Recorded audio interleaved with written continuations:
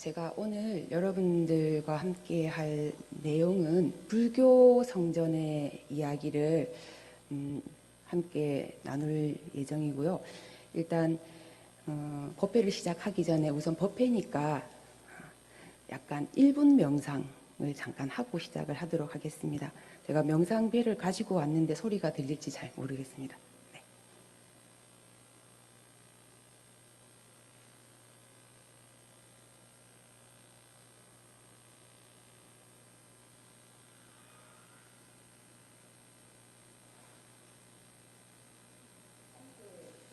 할 거니까요. 그냥 고요하게 여기까지 오신 그 산란한 마음을 조금 가라앉히고 한 1분 정도의 명상을 해보도록 하겠습니다.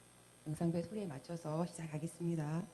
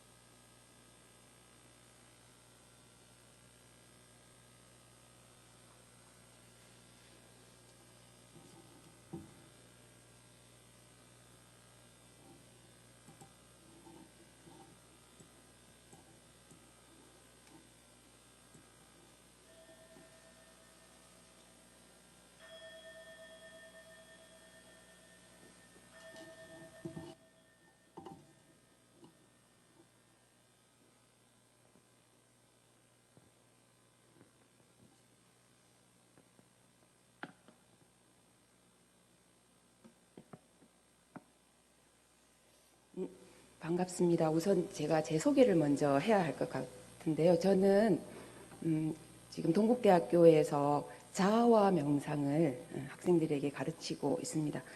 이 공간이 원래 자아 명상 수업을 하는 공간이에요. 2년 전에는 학생들하고 여기서 수업을 했는데 비대면으로 하다 보니까 정각원에 올 기회도 적고 해서 되게 오늘 정각원에 들어오는데 감회가 좀 새롭더라고요. 그리고 또 자아 명상이 아닌 또 다른 이야기를 하는 것도 좀 저한테는 또 의미가 있는 것 같습니다. 제 본명은 진욱입니다. 네, 적어놨고요. 오늘 여러분들과 제가 보니까 정각원에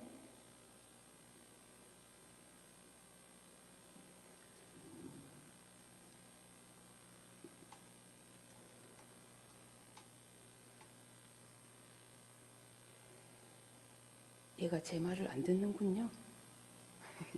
아까 분명히 했을 때 했었는데. 네.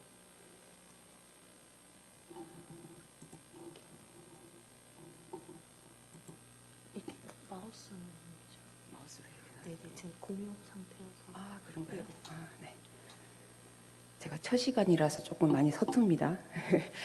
지금 정각원 법회 일정을 보면 지금 저번 주부터 시작해서 1월 29일까지 있더라고요. 제가 오는 시간은 3번이 있습니다. 지금 오늘 이 시간이 있고 11월 27일도 있고 그리고 1월 8일 이렇게 있고요. 다른 강의와는 조금 다르게 제 수업에는 교재가 있습니다. 불교 성전이라고요. 지금 비대면에 참석하신 분들 앞에는 이 불교 성전이 놓여 있죠. 네. 불교 성전이 무엇인지에 대해서 조금 말씀드리고 수업을 진행을 해야 할 것 같습니다. 이 불교 성전은 지금 동국대학교, 우리 학교 역경원에서 나온 책이고요. 사실 이걸 한번 보시면요.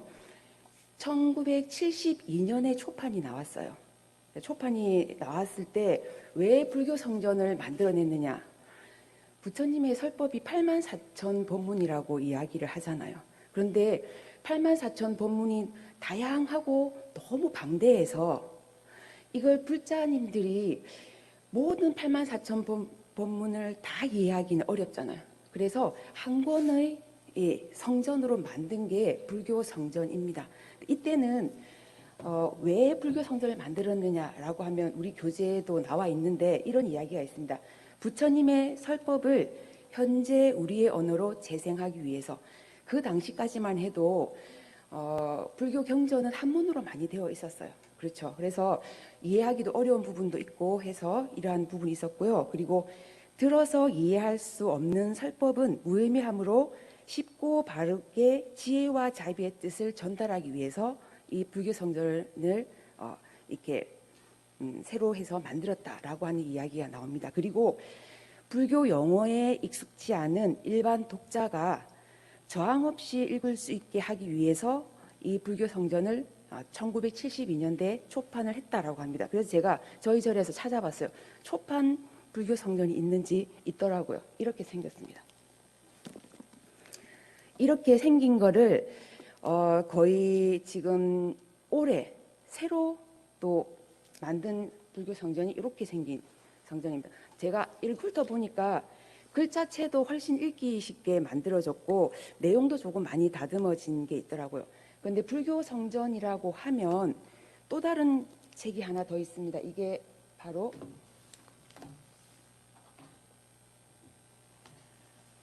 대한불교 조계종에서 올해 또 불교 성전을 하나 만들었더라고요. 제가 그래서 또 우리가 교재로 삼고 있는 이 노란색 표지의 불교 성전과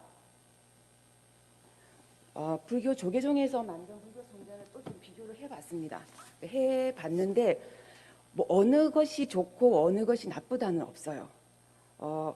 이 대한불교 조계종에서 나오는 이 불교 성전은 제가 살펴보니까 서사 형식으로 이야기가 쭉 이렇게 이어져서 재밌게 읽을 수 있는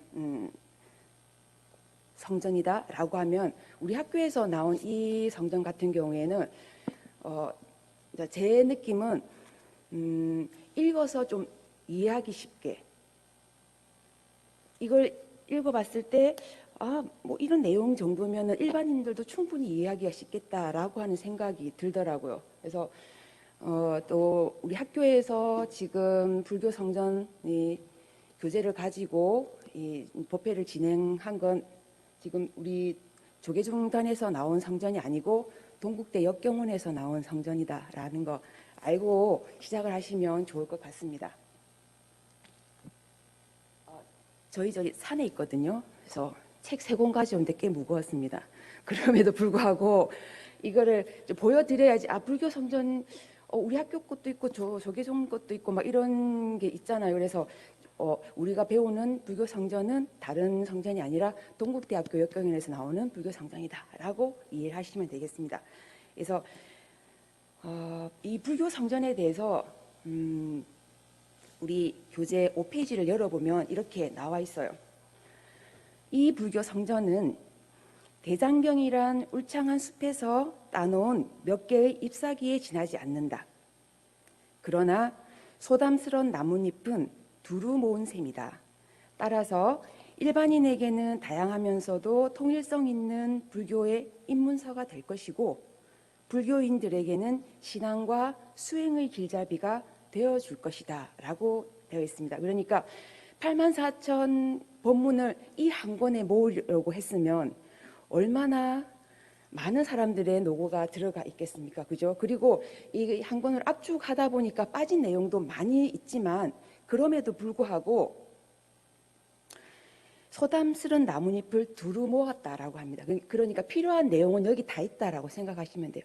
불교를 알고 싶다라고 하시면 불교 성전 한 권 정도 읽으면 불교를 그냥 두루두루 아는 데는 큰 지장이 없을 것 같다라는 생각이 듭니다. 이제 개정판에는 이게 이제 제 개정판이 2021년 올해 나오는 겁니다. 이게 따끈따끈한 올해 신간이더라고요.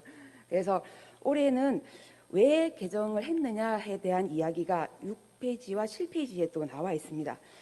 그간의 판본을 보다 자연스러운 한글 문장으로 바꾸었고 또 일반 독자들을 위한 읽는 재미를 보장해 준다라고 합니다. 그러니까 이걸 읽어보시면 좀 술술술 재미있게 읽어져 나간다라는 걸 아실 수가 있을 거예요. 그리고 부처님에 대한 인간적 접근을 보강했다라고 합니다. 우리가 보통 부처님을 생각하시면 어떤 분이 떠오르시나요? 여기 계신, 그죠? 우리들은 보통 부처님이라고 하면 절에 가서 대웅전에 계시는 그 불상을 부처님이라고 생각을 하시잖아요. 그런데 여기서는 보다 2500여 년 전에 인도라고 하는 땅에서 태어나셔서 많은 법을 전하신 그분의 인간적인 면을 조금 더 접근하려고 노력했다라고 하는 게 이 책의 내용이고요.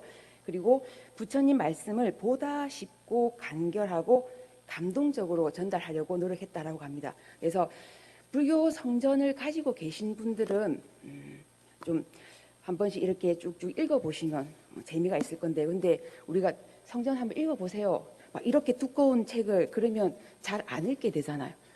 그래서 제가 여기 있는 겁니다.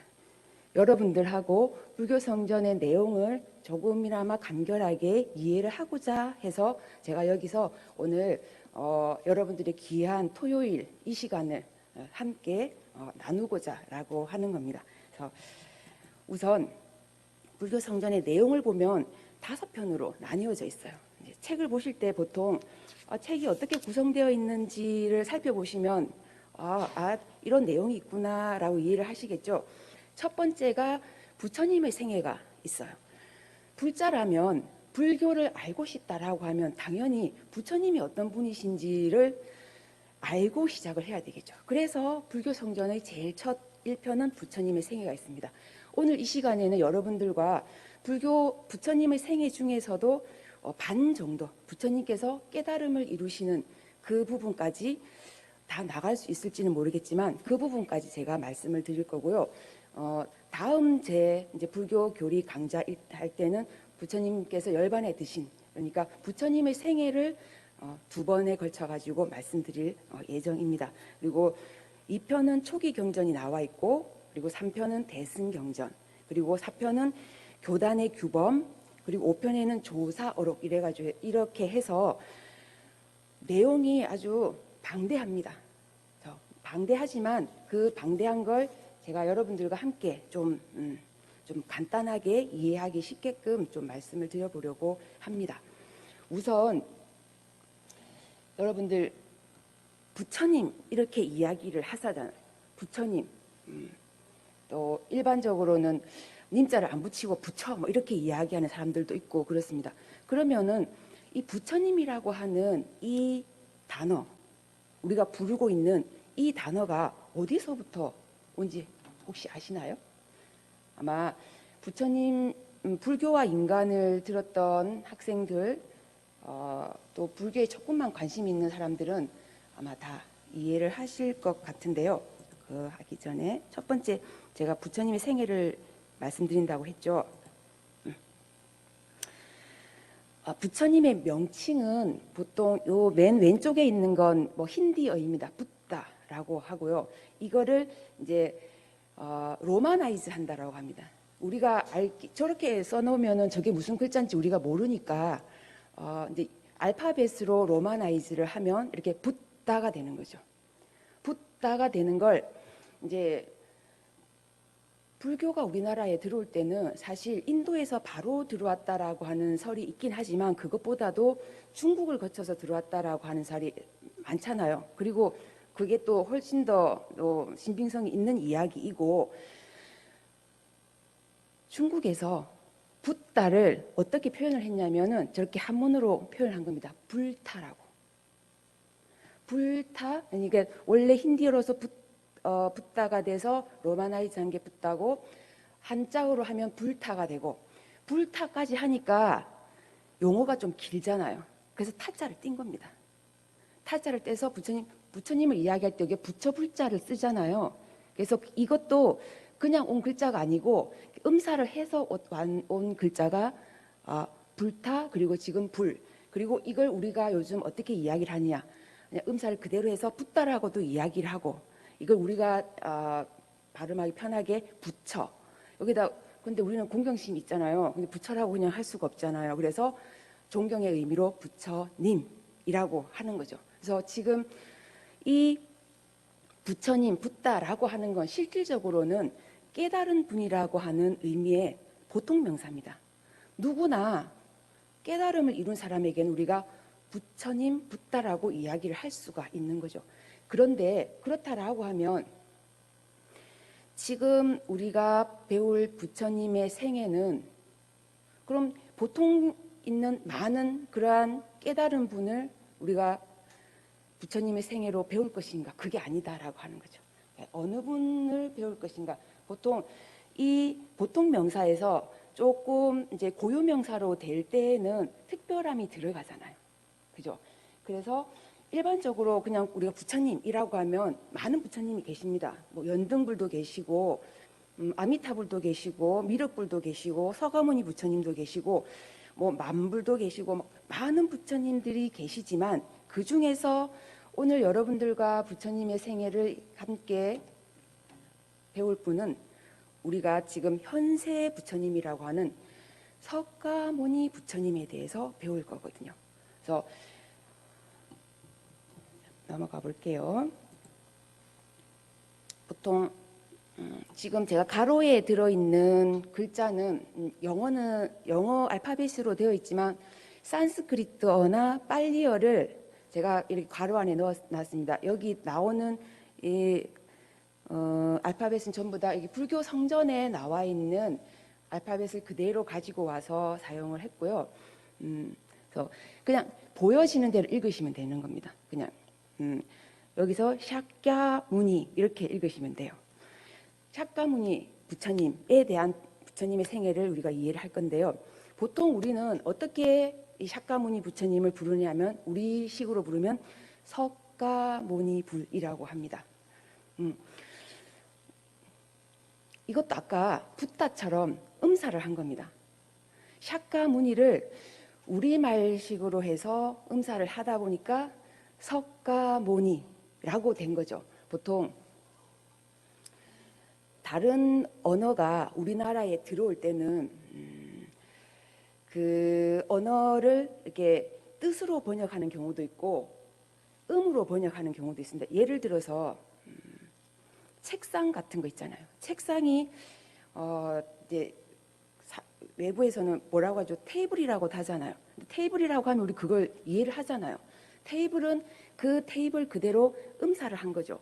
석가모니 부처님도 샤꺄무니를 그대로 음사를 한 겁니다. 음사를 한 건데 그리고 또 그냥 우리가 책상이라고 하는 건 의역을 한 거죠.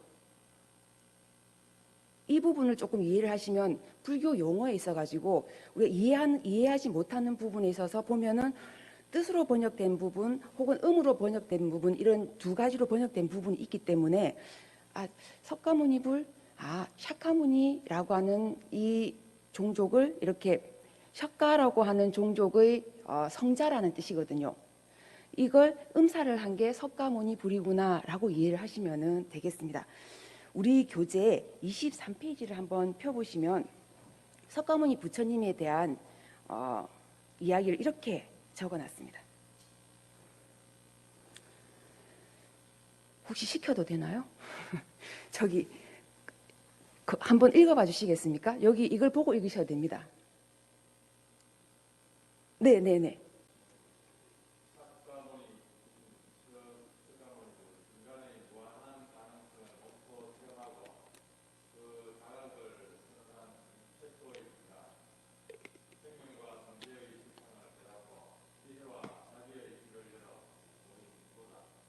네, 잘 읽어주셨습니다. 부처님을 우리 불교 성전에서는 어떻게 이야기를 하고 있느냐 하면요. 인간의 무한한 가능성을 몸소 체험하고 옵니다. 누군가가 했던 걸 그대로 본받아서 그걸 우리에게 말씀해 주신 분이 부처님이 아니신 거죠. 몸소 체험을 하고 자각, 스스로 깨달았다라고 하는 것을 선언한 최초의 인간이라고 표현했습니다. 보통 부처님이라고 하면 사람들이 신이라고 생각을 해요. 그런데 불교에서는 여담이지만 신을 인정할까요? 인정하지 않을까요? 어떻게 생각하세요? 이렇게 신의 정의를 어떻게 하느냐에 따라서 불교에서 신을 인정하기도 하고 인정하지 않기도 합니다. 그게 무슨 말이냐면요, 이웃 종교에서 말하는 절대 유일한 신은 사실은 불교에서는 인정하지 않습니다. 그런데 불교에서도 신은 있어요. 호법신중이라고 하는 분들 있죠. 그러한 분들도 우리는 신이라고 이야기를 하거든요. 그런데 우리가 부처님을 두고 신처럼 우리가 공경하는 부분은 있지만 여기서 이야기하는 것은 인간이라고 이야기를 했어요. 인간이라고 하는 건 우리와 같은 분이셨다라고 하는 거죠. 우리와 같은 분이셨다라고 하는 건 우리도 부처님께서 나아가신 그 길을 충분히 따라갈 수 있다라는 걸 여기서 말해주는 겁니다. 우리는 지금 2500여 년 전 인도에서 태어나신 그 석가모니 부처님의 생애를 오늘 배우려고 하는 거예요. 이분은 어떤 사람은 구제자로서의 부처님을 생각해서 신처럼 생각하는 분도 있지만 그 이면에 정말 우리들 같은 우리들의 마음 그리고 우리들의 몸으로 몸소 많은 고행도 하시고 수행도 하셔서 그 몸소 깨우친 많은 것들을 우리들에게 전달해 주신 분이시거든요. 이러한 부분을 좀 기억을 하시면 부처님의 생애를 읽어 나갈 때 훨씬 더 조금 더 마음속으로 다가오는 부분이 있을 겁니다. 만약에 그냥 신적인 존재라고 하면 그 신은 뭐 그럴 수 있지라고 생각을 하잖아요. 그렇지 않고 인간이시다는 거예요. 그리고 우리 교재에서는 조금 인간적인 면을 훨씬 더 좀 강조해서 이야기를 하고 있다라고 말을 하잖아요. 그래서 인간이라는 것, 이 부분을 좀 생각을 좀 하셨으면 좋겠어요. 우리도 충분히 부처님처럼 될 수가 있다. 우리도 부처님처럼 깨달음을 향해서 나아갈 수 있는 그러한 마음도 가질 수가 있고 또 충분히 수행을 해 나갈 수 있다라는 그러한 자신감을 함께 가져도 되지 않을까 하는 생각이 듭니다. 그래서 또 지혜와 자비의 길을 열어 보인 구도자라고 합니다. 구도자라고 하는 건 도를 구하는 사람이잖아요. 그래서 지금 부처님께서 돌아가신 지 거의 2565년이 되었다라고 하지만 지금까지도 불법이 유지가 되고 있고 그리고 부처님 법을 배우는 사람들이 이렇게 많다라고 하는 건 이분이 가지고 있는 지혜, 자비 이러한 부분에 대해서 우리가 배울 점이 무궁무진하다라는 걸 이해할 수가 있는 부분이죠. 지금까지는 이제 부처님의 생애를 해 나가는데 어떤 부처님에 대해서 우리가 어떤 부처님의 생애에 대해서 이야기를 할지에 대해서 말씀을 드렸습니다. 자, 그러면 이제 본격적으로 부처님 생애에 대해서 한번 들어가 볼게요.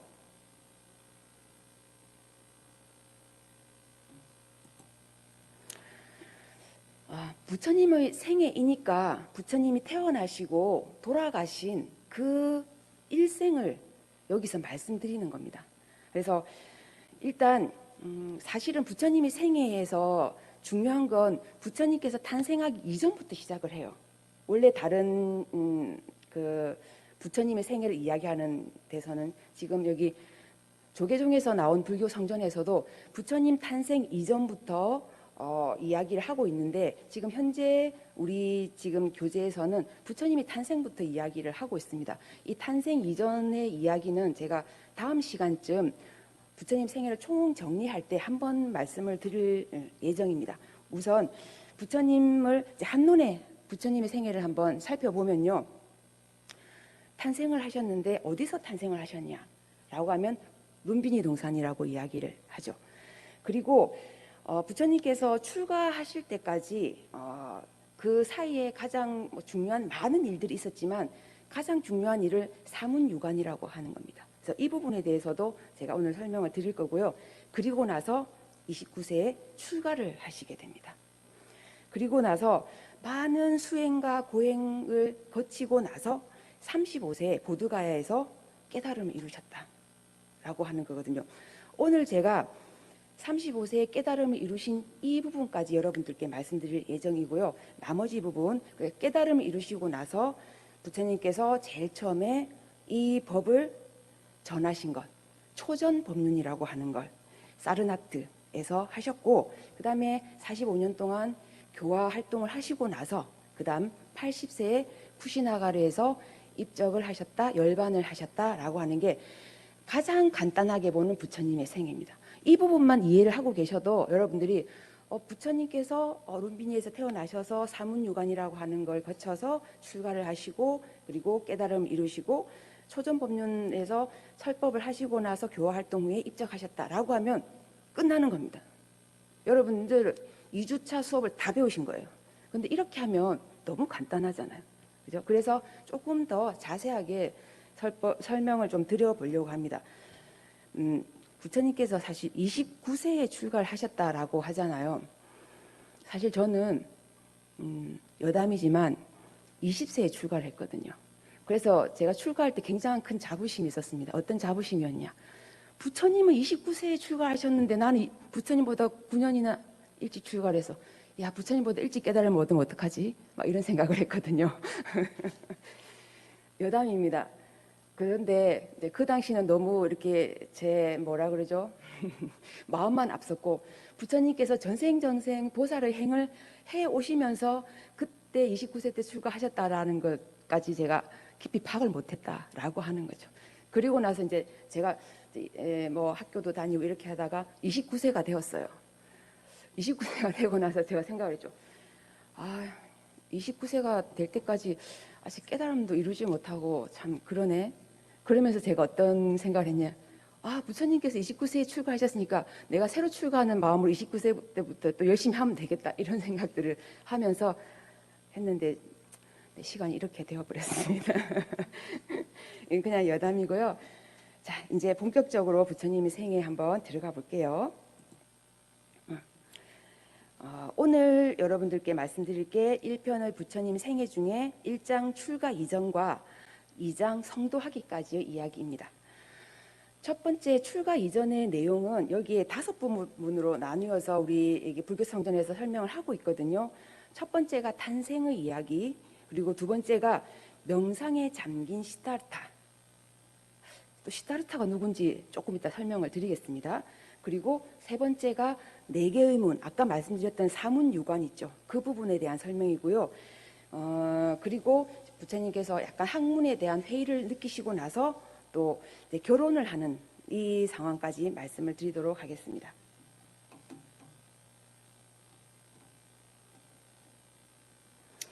우선 탄생에 대해서 좀 말씀을 드려볼게요. 부처님의 탄생에 대한 이야기는 아마 많이 들어보셨을 거예요. 부처님은 사실 카필라바스두라고 하는 곳에서 아버지가 정반왕이고 어머니가 마야 부인이었어요. 근데 그 나라는 농업을 하는 나라였어요. 네, 항상 우리들의 이야기에는 이런 이야기가 있습니다. 나라가 너무 농업도 잘 되고 잘 좋은데 이 나라에는 고민이 하나 있었죠. 어떤 고민이 있었나요? 후계자가 없었던 겁니다. 그래서 후계자가 없었는데 어느 날 마야 부인이 꿈을 꿉니다. 어떤 꿈을 꾸느냐면요, 이런 꿈을 꿉니다. 지금 왼쪽에 나와 있는 것이 마야 부인의 태몽에 관한 이 부조입니다. 이렇게 살짝 오른쪽으로 이렇게 누워서 잠을 자고 있는데 6개의 흰 상아를 가진 하얀색 코끼리가 마야 부인 옆구리로 들어오는 꿈을 꾸게 됩니다. 혹시 여러분들도 어머님께서 네가 태어날 때 이런 꿈을 꿨다 그런 얘기 안 하시던가요? 지금 현재도 우리가 태몽에 관한 이야기를 하잖아요. 이 당시에도 태몽이 있었습니다. 이러한 꿈을 꾸고 이제 10달이 지나서 상기가 느껴져서 그 당시에는 어떤 풍습이 있었느냐면요. 산기가 되어서 아이를 낳을 때는 친정에 가서 낳는 그러한 풍습이 있었습니다. 요즘도 아마 그렇지 않나 하는 생각이 드는데 그럴 때도 있고 안 그럴 때도 있지만 그래서 이 카필라 바스투라고 하는 곳에서 마야 부인의 친정인 곳으로 가는 중이었어요. 그런데 가는 중에 걸어가시진 않으셨겠죠. 뭐 마차를 타고 가든지 가마를 타고 가든지 이렇게 타고 가고 계셨는데 어느 공간을 갔는데 너무 동산이 아름다운 거예요. 꽃도 많이 피어 있고 너무 아름다워서 이 마야 부인이 여기서 잠시 쉬어가자라고 했습니다. 그래서 잠시 쉬어가는 동안 내려서 이렇게 다니시다가 저기에 되게 괜찮은 멋있는 나무가 있어 오른손으로 나무를 잡는 그 순간 태어나셨죠. 누가? 부처님이. 원래 부처님이 깨달은 분이잖아요. 이 부처님의 생애에서 사실 성도하기 이전의 이름은 부처님이라고 하지 않습니다. 이 아이가 태어났는데 이 아이의 이름은 아까 조금 전에 말씀드렸던 시타르타라고 하는 이름을 받게 되는 거죠. 그런데 지금 여기 오른쪽 오른쪽 그림을 잠깐 보시면 부처님이 어떻게 태어나셨냐 여기 보이시나요? 빨간 동그라미 되어 있는 부분. 우리가 알고 있는 그러한 방식으로 태어나신 게 아닌 거죠. 그 이야기가 전해 내려오는 건 부처님이 마야 부인이 룸비니 동산에서 너무 아름다운 곳에서 어떤 나무 가지를 잡자 왕자가 오른쪽 옆구리로 태어났다라고 하는 게 지금까지 전해오는 부처님의 생애의 첫 번째 이야기가 되는 겁니다. 자, 이러면은 이제 우리들은 어떤 생각이 드느냐? 그냥 신하니까 그냥 이런 이야기가 나오겠지. 아니면은 부처님을 조금 더 어떻게 신격화시키기 위한 이런 이야기인가? 이런 생각들을 많이 하잖아요. 근데 이런데도 사실 이유가 있는 겁니다. 왜 그러느냐? 이 이야기를 살펴보려면 그 당시 인도의 상황을 좀 이해를 하셔야 되는 거죠. 지금도 그래요. 지금도 그런데 그 당시에는 인도는 계급이 상당히 이렇게 체계적으로 되어 있는 나라였습니다. 그 계급을 아마 여러분들이 사성 계급이라고 하는 얘기 들어보셨죠? 그 계급이 착착착 있는 부분이라서 왜 그러냐? 우리 교재 25페이지를 한번 펴보시면 됩니다.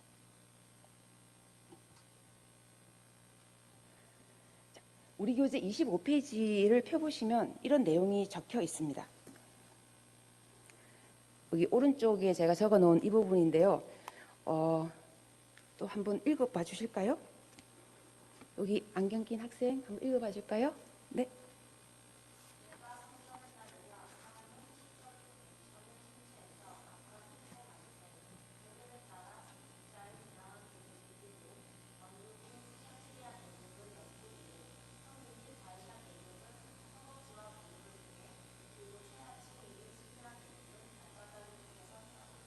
네, 이게 그 당시 인도 사회에서 이해하고 있는 신분 계급의 이야기입니다.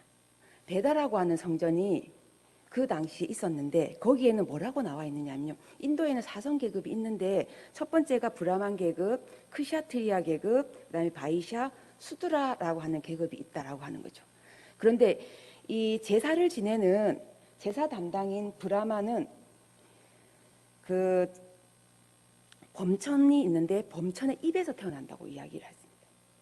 그리고 보통 우리가 정치나 군사적인 업무에 종사하는 크샤트리아 계급은 그 범천의 옆구리로 태어난다라고 이야기를 했고요.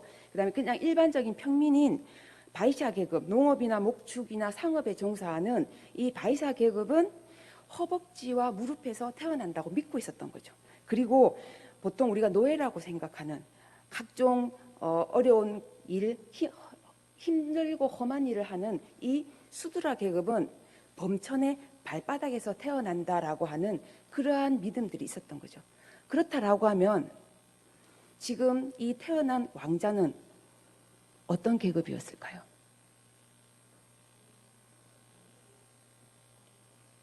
네, 맞습니다. 크샤트리아 계급이었던 거죠. 부처님은 정반왕과 마야 부인 사이 왕자였잖아요. 그러니까 당연히 크샤트리아 계급이었겠죠. 이게 부처님께서 그 당시의 계급 중에 크샤트리아 계급이었다라는 걸 여기서 말하는 겁니다.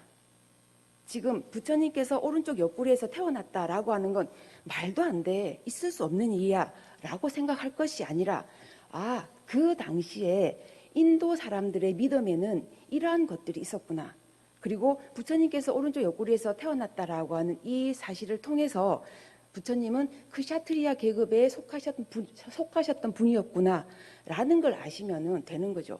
그래서 보통 우리가 옛날에 우리나라 신화에도 있잖아. 박혁거세라고 하는 분이 뭐 아래서 태어나고 이런 이야기들을 여러분들이 알고 계시잖아요. 근데 그걸 뭐 그래 라고 생각하시는 분도 있지만, 아, 신화의 이야기는 이런 이야기도 있을 수 있지 라고 생각을 하시죠. 그것처럼 부처님께서 태어나실 때 오른쪽 옆구리가 태어나면 있을 수 없는 일이다 라고만 생각하실 게 아니라, 아, 그 당시의 계급에 관한 이야기를 이러한 방식으로도 표현을 하는구나 라고 이해를 하시면 좋을 것 같습니다. 그래서 이제 룸비니 그 동산에서 부처님께서 이제 시타르타 이제 왕자죠. 자꾸 부처님이라고 이야기를 하지만 그 깨달음 이루시기 전이니까 이제 왕자가 태어났어요.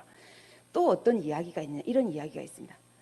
이 왕자가 태어나서 응애 하고 우는 게 아니라 이렇게 했답니다. 태어나자마자 7걸음을 걸었어요.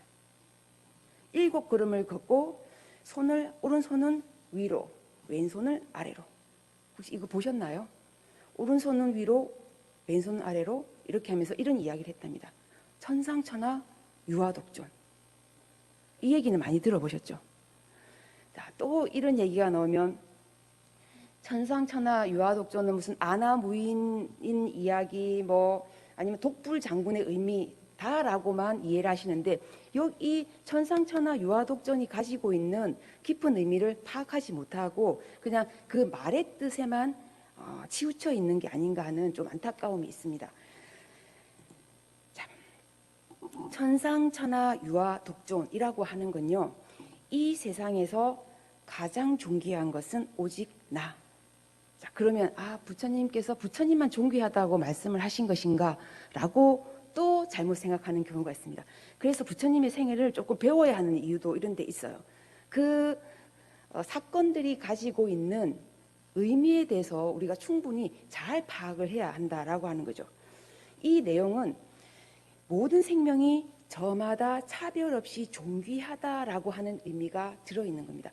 원래 탄생계는 천상천하 유아독존 삼계 계고 아당 안지라고 하는 이 구절까지 다 있거든요. 근데 우리 교재에 이 부분만 있어서 제가 이 부분만 가지고 왔습니다. 3개가 모두 다 공하니 내가 이를 마땅히 편안하게 하리라까지가 이 개송이거든요. 여기에는 지금 아까 조금 전에 인도의 사성계급에 대해서 말씀을 드렸어요. 그때는 범천을 위주로 해서 많은 신들을 숭상하는 그러한 나라가 바로 인도라고 하는 나라였습니다. 그때는 거의가 신본주의 사회였다라고 이해를 하시면 돼요. 신이 중요한 거죠. 신을 위해서 동물을 잡아서 그죠? 막 이렇게 올리기도 하고 막 그러는 사회였다라고 하는 거죠. 근데 부처님께서 태어나서 이렇게 말씀을 하셨다라고 하는 가장 큰 의미는 무엇이냐면요, 신본주의 세상이 아니라 모든 생명을 가지고 있는 모든 존재들은 저마다 차별 없이 존귀함을 선포하신 겁니다. 그래서 천상천하 유아 독존할 때 여기에 나오는 아라고 하는 이 의미가 나 혼자라고 생각하시면 안 된다라고 하는 거예요. 모든 존재로 생각을 하셔야 된다는 거예요. 그 부분을 좀 기억을 하시면 좋겠어요. 그렇게 되면 흔히 말하는 천상천하 유아 독존 이 부분을 잘못 이해하는 그건 없지 않을까 하는 생각이 듭니다. 아까 제가 말씀드렸다시피 우리가 25페이지에 나왔던 그 내용이 인간으로서의 모습을 나타내신 분이 바로 부처님이다라고 이야기를 했잖아요. 사실 인도라고 하는 나라는 신이 없으면 못 사는 나라예요. 정말이에요. 지금도 그렇습니다. 힌두교부터 시작을 해서 그 나라의 사람들은 현재도 정말 많은 신들을 믿고 있거든요. 그러니까 2500여 년 전은 더 할 나위도 없는 그러한 상황이었던 거죠.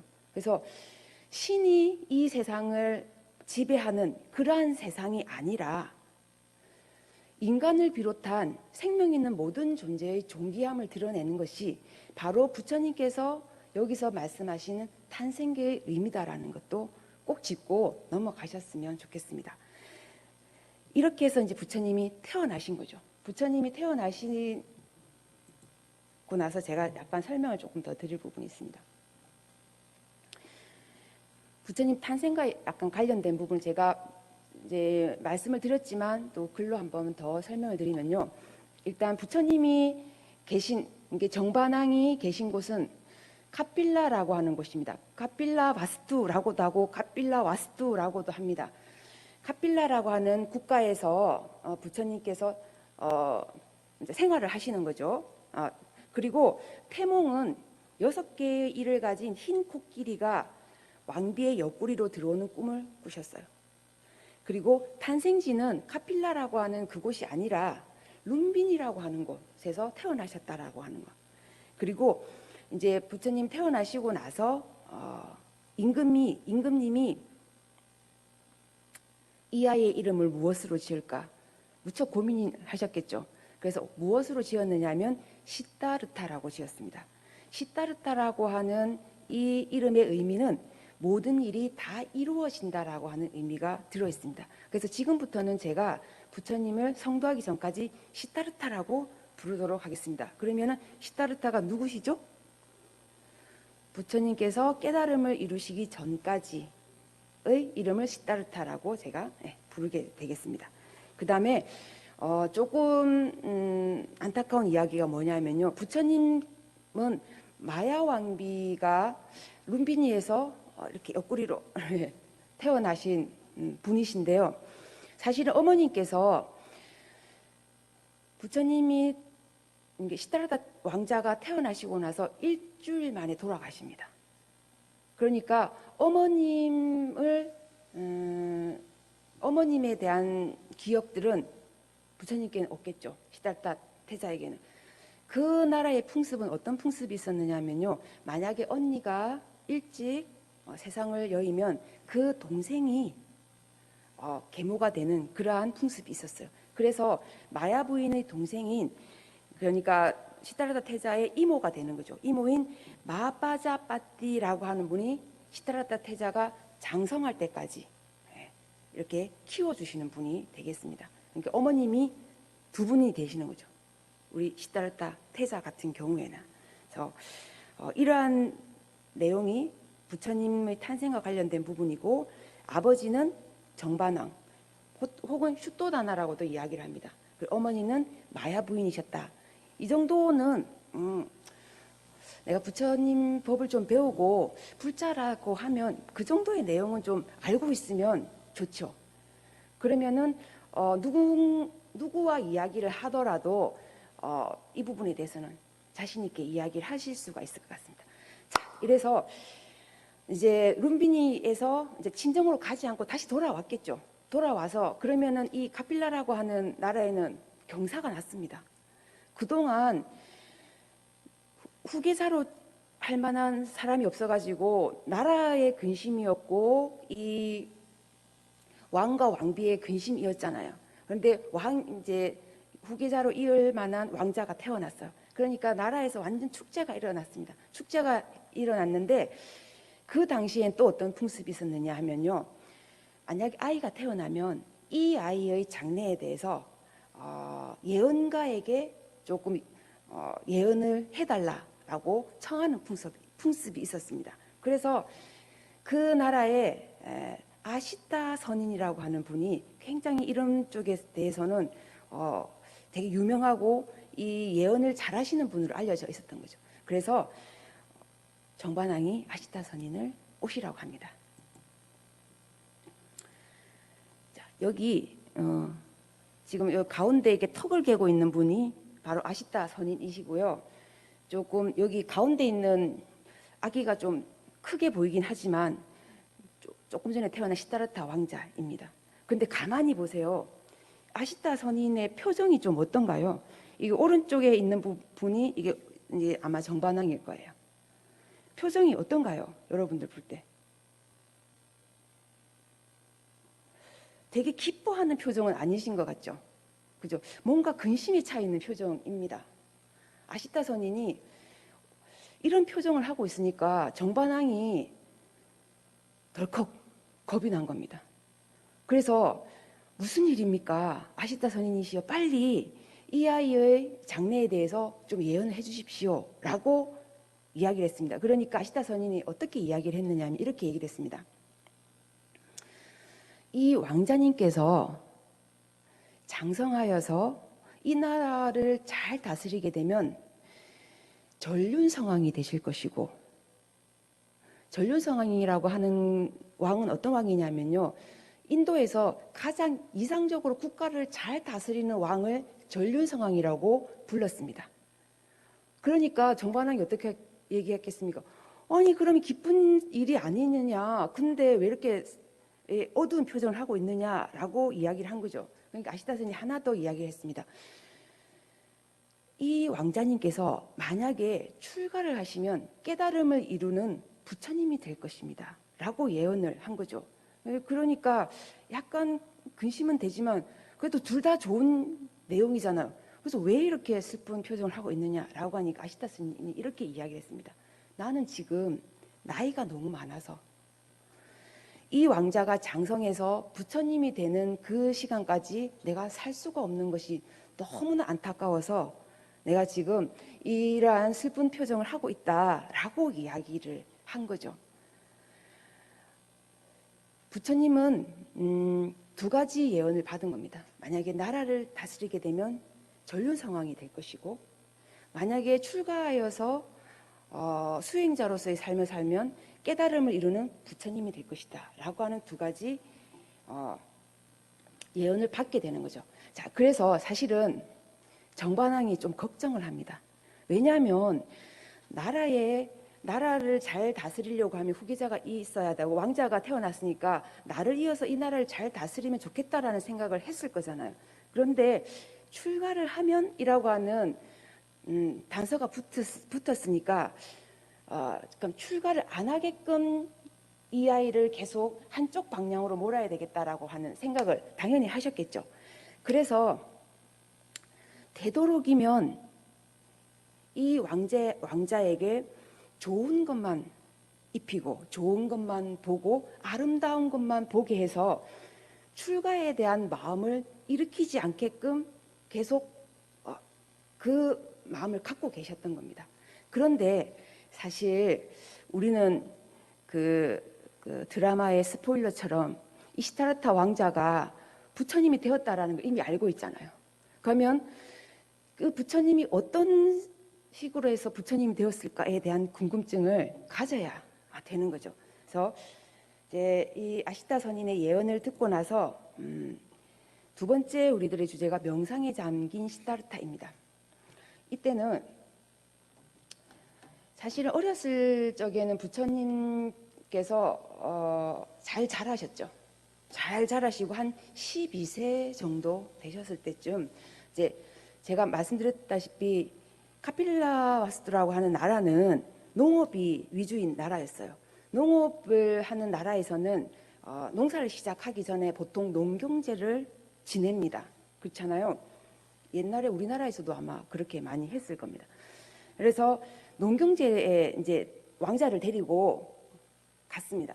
그런데 이 농경제에서 시타르타 왕자가 굉장히 충격적인 장면을 목격하게 됩니다.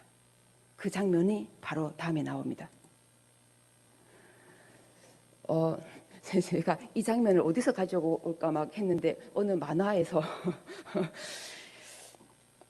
농경제에 가서 농사 이렇게 처음에 이렇게 삽으로 이렇게 뜨고 이런 걸 하잖아요. 그런 걸 하고 나서 이렇게 딱 봤는데 농부들이 쟁기질을 이렇게 하고 있는데 쟁기질을 하다가 보니까 거기서 이제 벌레가 나온 거예요.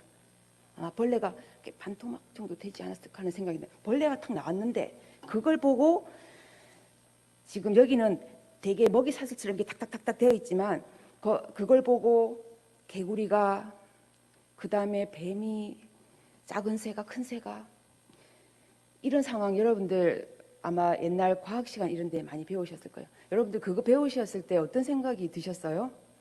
아, 이렇게 해서 먹이 사슬이 이루어지는구나 라고 그냥 배우고 지나가셨잖아요. 그런데 이러한 광경을 눈앞에서 직접 목도를 하신 시타르타 왕자는 엄청난 충격에 빠집니다. 엄청난 충격에 빠지는 거죠. 아, 세상이 그냥 내가 먹고 입고 자고 이렇게 편안하게만 지낼 수 있는 그런 세상이 아니구나라는 것을 이 12세 이때쯤 알게 되는 거죠. 그렇게 해서 이 농경제가 막 북적북적 그때 되면 뭐 우리나라로 치면 꽹가리도 치고 막 노래도 부르고 막 이런 식으로 할 거잖아요. 그런데 왕자님은 그 놀이에 들어가지 않습니다. 어떻게 하셨느냐? 조용하게 나무 그늘을 찾아갑니다. 그리고 그 나무 그늘에 앉아서 명상을 하십니다. 이러한 모습에 대해서 생각도 하셨을 것이고 또 지금까지 몰랐던 이러한 상황에 대해서 눈앞에서 바로 일어나는 것에 대한 충격 이러한 것을 가라앉히기도 하셨을 것이죠. 그래서 시타르타 왕자가 이러한 모습으로 명상을 그런데 이게 파키스탄 페샤와르 박물관에 소장되어 있는 명상하는 태자의 모습인데요. 네, 제가 봤을 때는 12세 같이 보이지는 않는 것 같지만 12세 때의 모습이라 소년이었을 때의 모습이라고 합니다. 지금 이렇게 내려와 있는 나무가 잠부나무라고 합니다. 잠부나무의 아래에 앉아서 시타르타 태자가 농경제에 가서 이러한 충격적인 장면을 보고 나서 잠깐 명상에 잠기는 모습을 이렇게 조각으로 표현을 해놓은 부분입니다.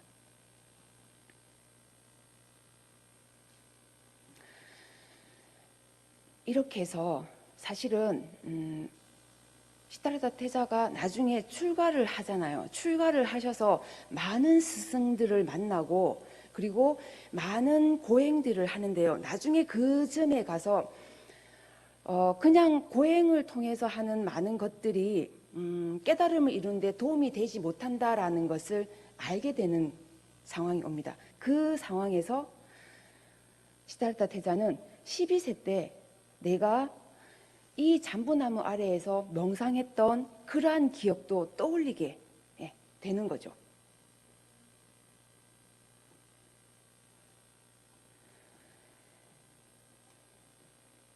진행을 하면 되는 거죠. 네, 혹시 뭐가 잘못됐나? 일단 농경제가 끝나고 나서 이제 왕자님은 이제 궁으로 돌아오게 되는 겁니다. 그런데 농경제를 경험하고 난 시타르타 태자의 삶은 농경제 이전과는 확연히 좀 달라지는 겁니다. 그러니까 그 이전에는 그냥 아름답고 좋고 뭐 좀 부유하게 생활하는 이러한 것들이 아무렇지도 않았지만 사실 농경제를 보고 오고 나서는 머릿속으로 생각이 많아진 거죠. 그리고 이제 정말 극적인 또 사건이 발생을 하게 되는 겁니다. 여기서는 우리 교재에서는 4개의 문이라고 이야기를 하고 있고요. 제가 한눈에 보는 부처님 생애에서 말씀드렸던 사문유관이라고 하는 걸 경험을 하시게 되는 겁니다. 사문유관, 한문이라서 조금 어려운데요. 지금도 그렇고 예전에는 성이 있으면 성을 드나드는 문을 거의 4군데다가 이렇게 합니다.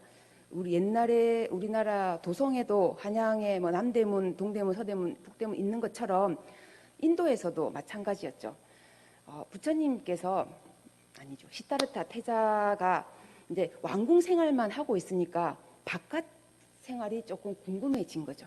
그래서 바깥 생활을 좀 알고 싶다. 내가 좀 바깥에 어떻게 사람들이 살아나가는지 궁금하다라고 해서 자신의 시종을 데리고 바깥 구경을 하게 됩니다. 그래서 사실은 그 정반왕께서 되게 근심을 하셨죠. 혹시 바깥 세상에서 뭔가를 발견하고 나면 이 시타르다 태자가 출가의 길을 가면 안 될 것 같잖아요. 그러니까 명령을 합니다. 왕께서 자, 왕자가 나가는 길에는 좋고 아름다운 것만 다 배열을 해놓고 어떠한 것도 생각을 더하게끔 할 만한 것을 해두지 마라 라고 한 거죠. 그래서 첫 번째 왕자님이 동쪽 문으로 나갑니다.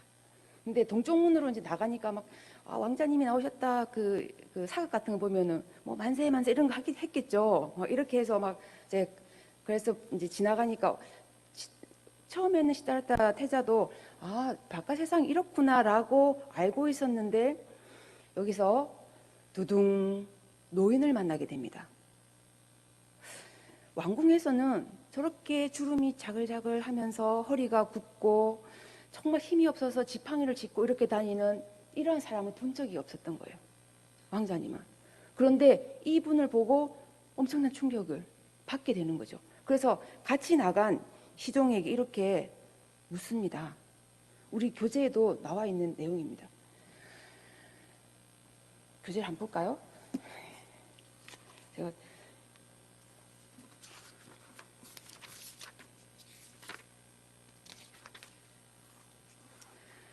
우리 교재 33쪽이고요. 이렇게 묻습니다. 왜 저 사람은 저토록 비참한 모양을 하고 있느냐? 시종이 대답했습니다. 자, 대답한 시종 여기 예, 한번 읽어봐 주실까요? 그 밑에 부분 태자마마 여기부터.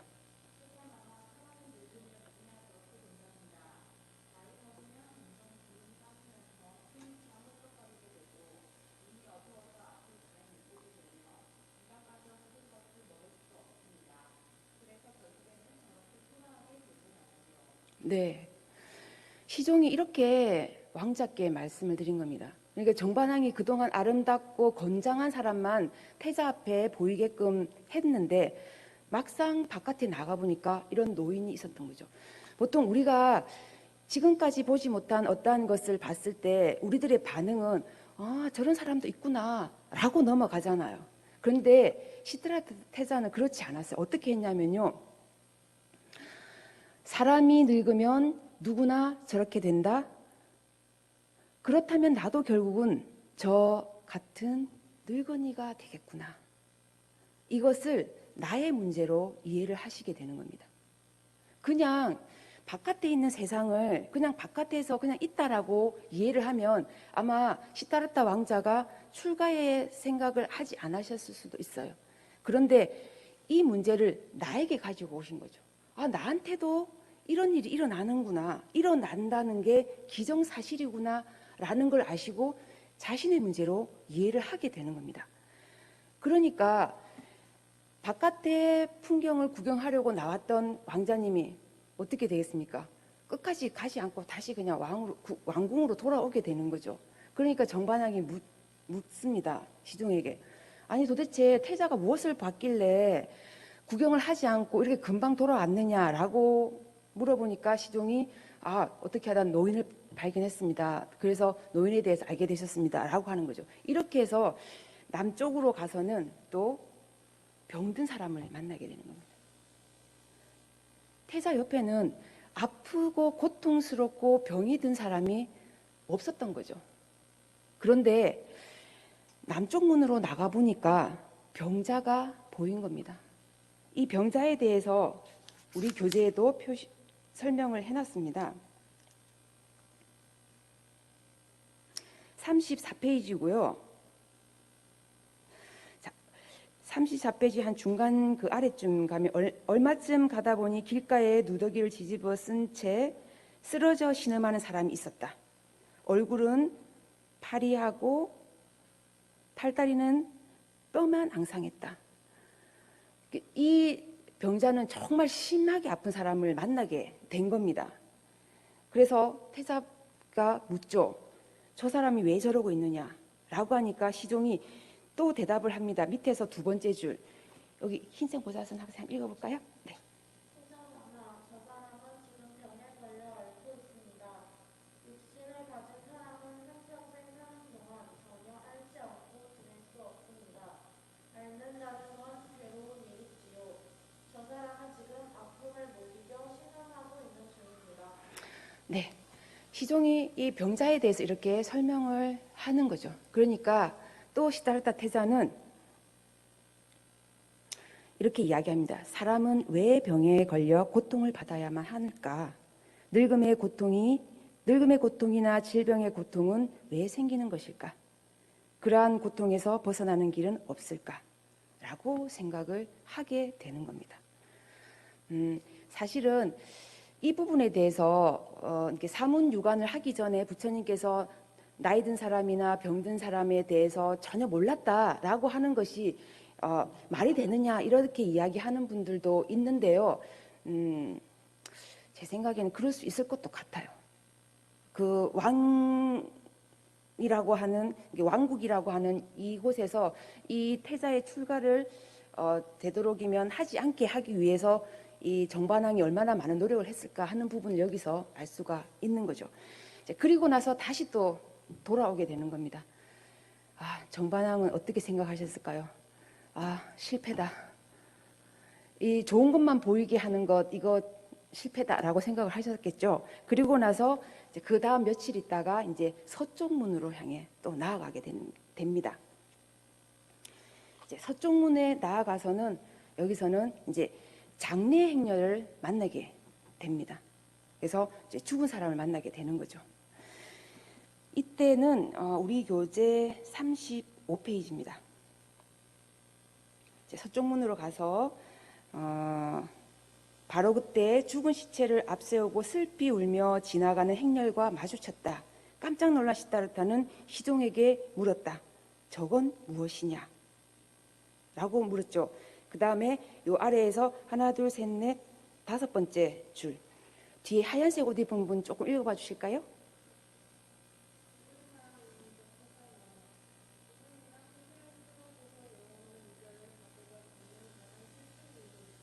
네, 이렇게 시종이 설명을 해줍니다. 사실 우리가 늘 죽음을 향해서 나아가고 있잖아요. 죽음을 향해서 나아가고 있는데 우리들은 어리석게도 그 죽음이라는 것은 나는 안 죽을 것 같아요.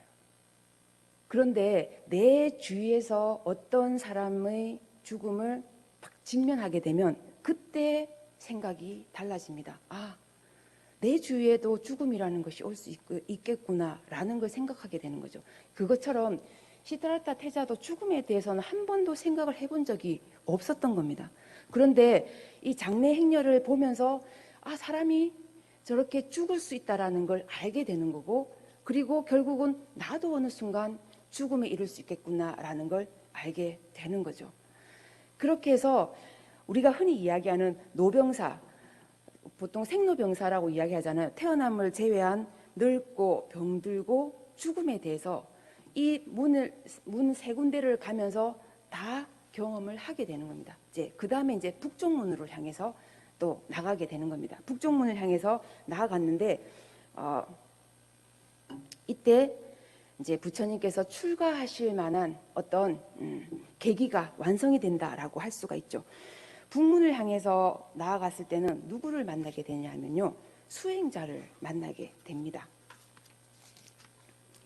우리 교재를 살펴보시면 36페이지입니다.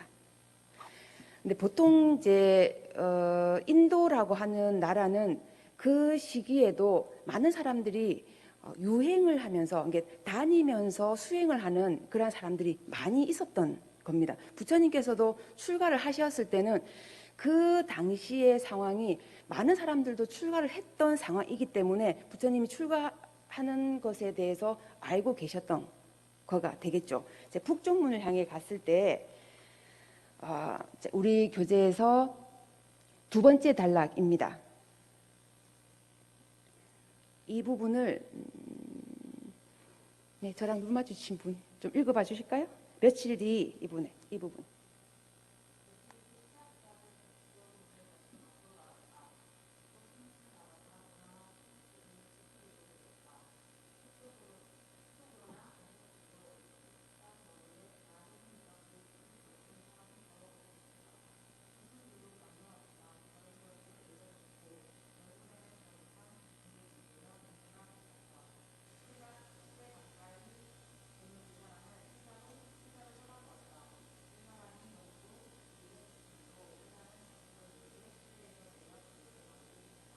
네, 잘 읽어주셨습니다. 그래서 북쪽문으로 나갔는데 세문에서 만났던 사람과 다르게 굉장히 의젓하고 그냥 남루하기는 하지만 빛이 나는 이러한 분을 만나게 되는 거죠. 그래서 태자가 직접 묻습니다. 당신은 어떤 분이십니까? 라고 하고 물으니까 나는 출가 사문이요 라고 대답을 하게 되는 거죠. 그래서 이분 이제 출가하면 뭐가 좋습니까? 라고 또 태자가 물으니까 이분이 이렇게 말씀하십니다. 나는 일찍이 세상에서 늙음과 질병과 죽음의 고통을 자신과 이웃을 통해 맛보았소. 그리고 그 모든 것이 덧없다는 것을 알았소. 그래서 부모와 형제를 이별하고 집을 떠나 고요한 곳에서 이 고통으로부터 벗어나기 위해 수도를 했소. 내가 가는 길은 세속에 물들지 않는 평안의 길이요. 나는 이제 그 길에 이르러 영원한 평안을 얻었소. 라고 이야기를 하게 되는 겁니다.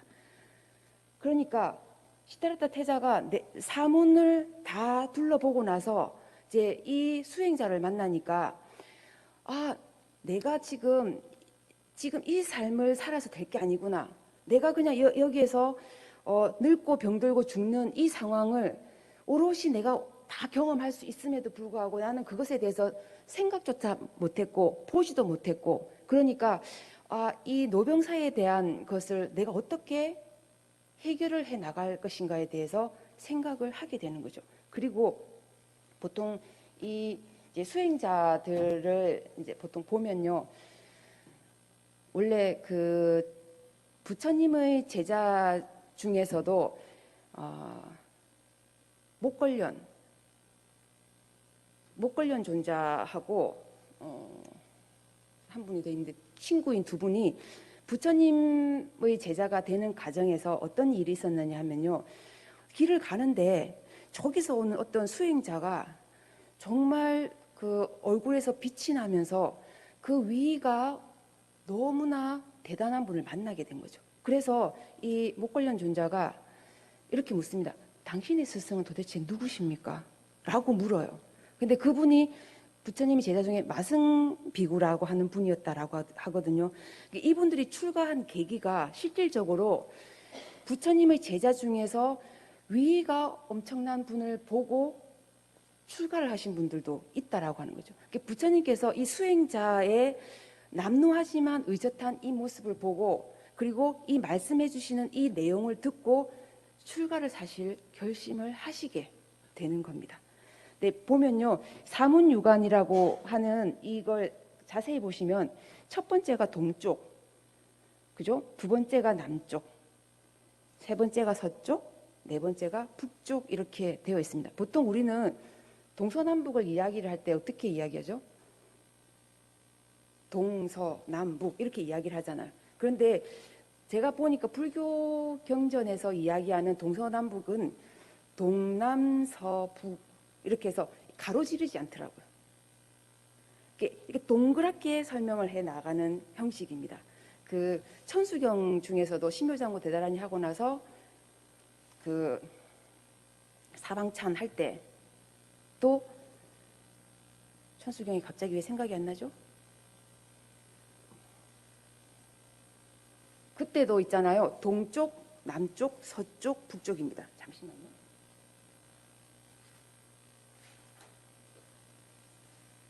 이렇게 천수경이 생각이 안 나는 이런 일이 있어요. 19페이지.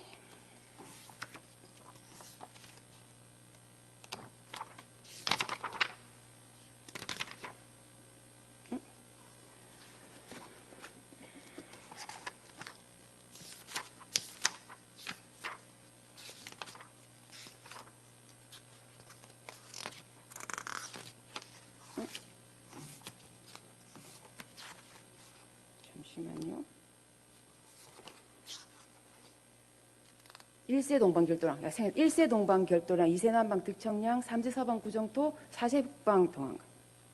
그죠? 그래서 동방, 남방, 서방, 북방 이렇게 이야기를 합니다. 그래서 보통 방위를 이야기할 때 이렇게 가로질러서 하지 않고 이렇게 동쪽으로 해서 남쪽으로 가서 서쪽으로 가서 북쪽으로 이렇게 동그랗게 이게 이러한 부분으로 네 방위를 이야기한다는 것도 좀 알고 넘어가시면 좀 재미가 있을 것 같습니다. 자, 이제 왕자가 사문유관이라고 하는 이러한 경험까지 하게 되었어요. 그러니까 사실은 정반왕은 더 근심이 커지는 거죠. 전류 상황이 되어야 되는데 너무 출가 쪽으로 계속 기울고 있잖아요. 그래서 왕자에게 그 학문과 무예를 엄청나게 또 닫게 합니다. 그 학문과 무예를 닫게 하고 호화로운 왕궁 생활을 계속 이어가게끔 하고 있습니다. 그래서 부처님의 스승님으로 보는 분이 이게 시다르타 태자의 스승이죠. 위슈와 미트라라고 하는 분으로부터 학문을 익히게 하고, 그리고 끄샨 띠떼와라고 하는 분으로부터 무예와 병법을 익히게 합니다. 그래서 학문과 뭐 무예 이런 것들을 모두 섭렵하게끔 이제 하고 있었던 거죠. 그런데 벗입니다. 벗. 제가 벗 이렇게 적어놨죠. 그러나 띠띠띠 이 시다르타 태자는 풀리지 않은 의문이 계속 지속되는 거죠. 인생의 근본 문제인 태어나서 병들고 그리고 늙고 죽는 것에 대한 의문을 계속 지니고 있게 되는 겁니다. 그리고 이걸 어떻게 해결을 할까에 대한 고민을 하게 되는 거죠. 그래서 학문이라고 하는 건 그냥 지식을 넓혀줄 뿐이지 인생의 근본 문제에 대해서는 무력하다라는 것을 알게 되는 겁니다. 한 발짝씩 이제 출가를 향해서 나아가고 있는데요. 이제 이때 정반왕이 꺼내든 카드는 무엇일까요? 부처님을 결혼시키는 겁니다. 가족이 생기면 출가에 대한 마음을 접겠지라고 생각을 하게 되는 거죠. 그래서 부처님이 이제 결혼을 하게 되네요. 그래서 부처님이 결혼을 하고 나서 이제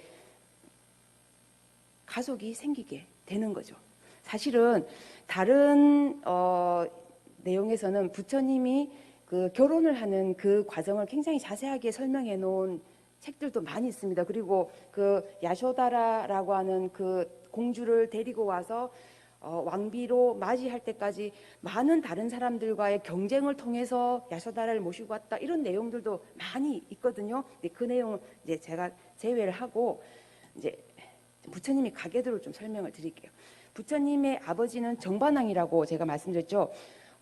슈토다나라고도 하고 정반왕이라고도 이야기를 합니다. 이게 슈토다나는 음사가 되고 정반왕은 의역이 되겠죠. 뜻을 풀이한 걸. 그다음에 마야 왕비가 있고, 그다음에 시다르타 태자가 태어나서, 그다음에 이제 야쇼다라라고 하는 공주와 결혼을 하게 되고요. 결혼을 하고 나서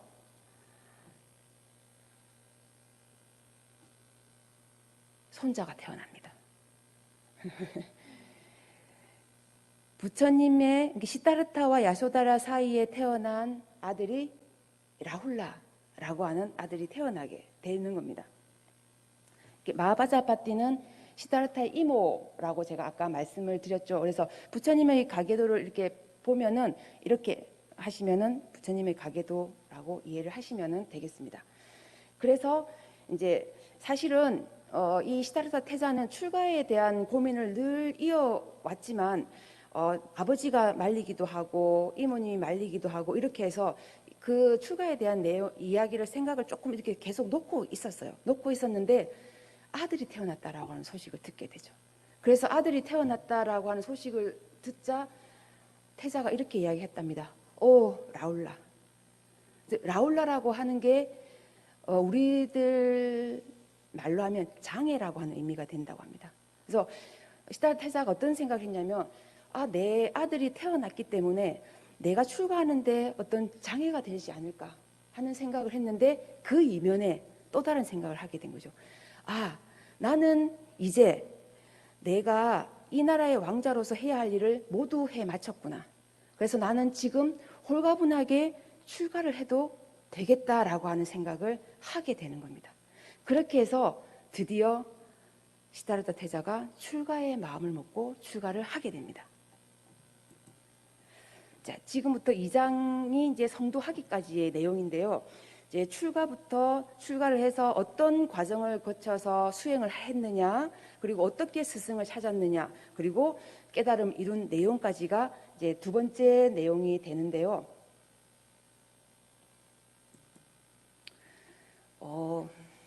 생각보다 시간이 촉박하네요. 나머지 부분은 제가 다음 시간쯤에 또 말씀을 드리도록 하겠습니다. 우선 출가 부분은 제가 하고 지나가도록 하겠습니다.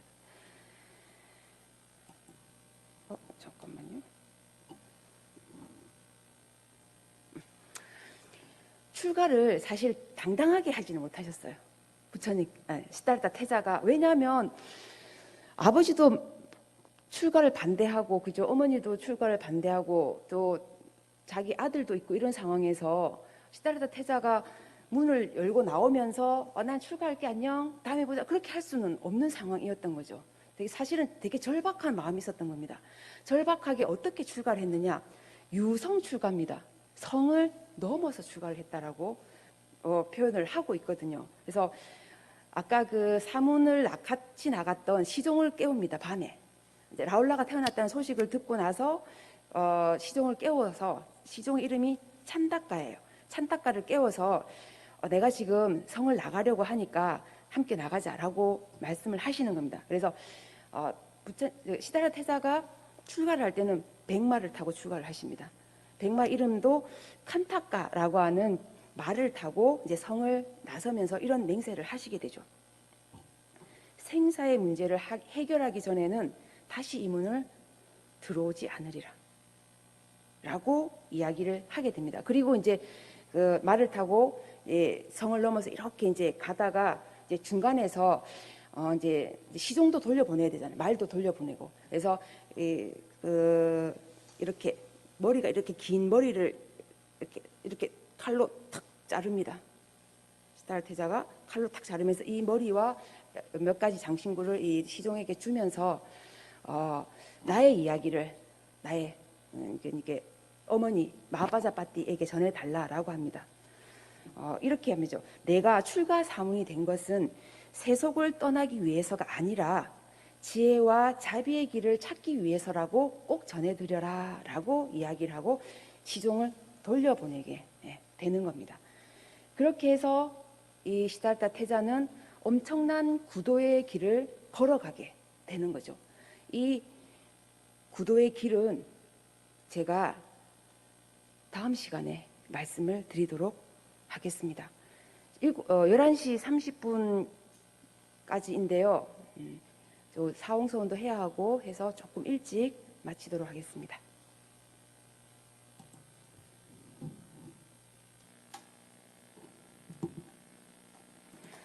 자, 대면으로 참석하신 여러분들께서는 좀 자리에서 일어나 주시기 바랍니다.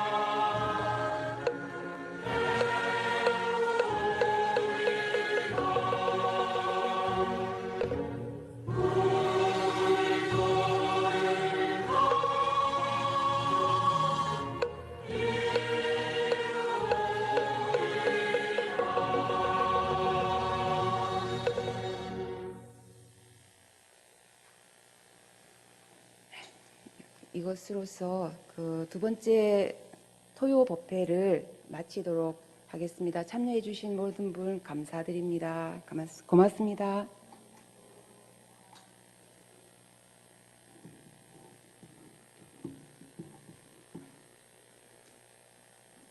네.